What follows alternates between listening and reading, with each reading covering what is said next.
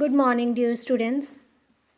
In English class, today our topic of discussion from English grammar practice is sentences, and we will discuss about the definition and types of sentences today. So let me start with the definition. First of all, the question arises, what is a sentence? Sentence क्या है? So view these group of words first and estimate what the sentence is. कुछ आपको group of words share किए गए हैं, उनको आपने view करना है. Okay, let we start. In the classroom. Next is Sheena is in the classroom. Clouds in the sky. Mani and his friends. Children were making noise. Where have you put my shoes. So from these pair of group of words we are to choose whether these groups are sentences or not. First one is in the classroom. तो हमें ये find करना है कि ये sentence है या नहीं है. So if any line is conveying a meaning, अगर कोई आपको पूरा मीनिंग और पूरी सेंस दे रहा है तो हम उसको सेंटेंस मानेंगे. अगर वो मीनिंग नहीं दे रहा, इनकम्प्लीट है, तो वो सेंटेंस नहीं है. First sentence in the classroom is not giving a complete meaning, so it's not a sentence. Sheena is in the classroom, this is giving us complete meaning. तो इन सभी दिए गए सेंटेंसेस में से, सभी pair of group of words में से हमें 3 ऐसे मिले हैं जो कैपिटल लेटर से स्टार्ट होके एंड किसी ना किसी मार्क के साथ हो रहे हैं. Sheena is in the classroom, children were making noise, where have you put my shoes. ये 3 हैं जो ग्रुप ऑफ वर्ड्स हैं और हमें एक कंप्लीट मीनिंग दे रहे हैं. So these 3 are sentences here. Others are not sentences, these are phrases only.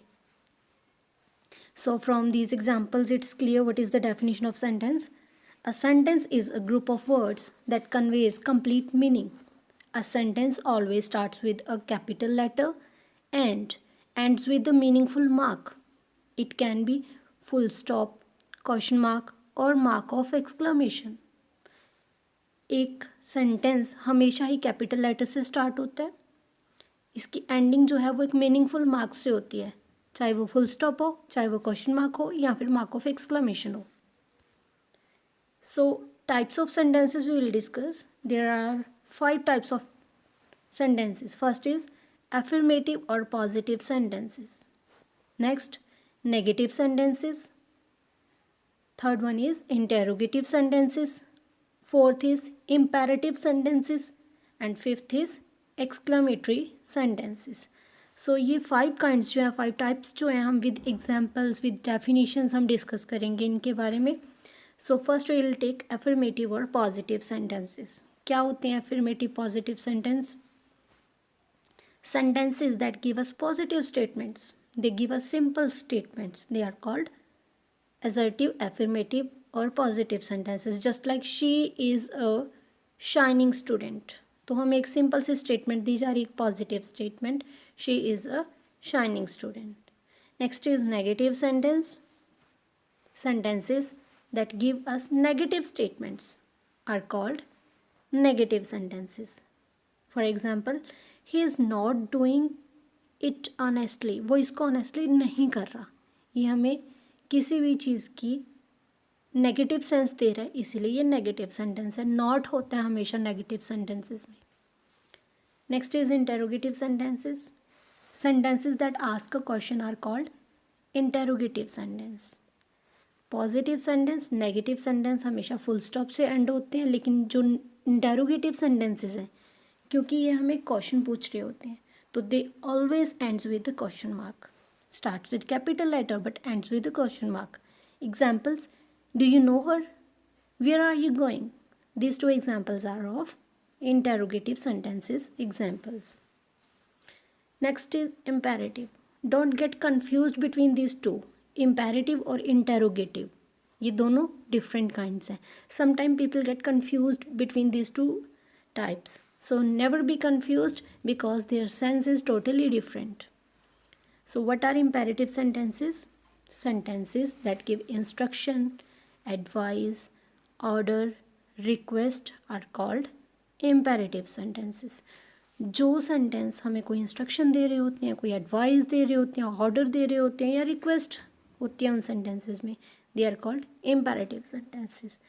Now it is noteworthy that this each and every sentence starts with a capital letter. ये हमने पहले ही उसके कंडीशन में बताया था कि सेंटेंस जो है वो कैपिटल लेटर से स्टार्ट होगा. It ends with a full stop. Imperative sentences ends with a full stop.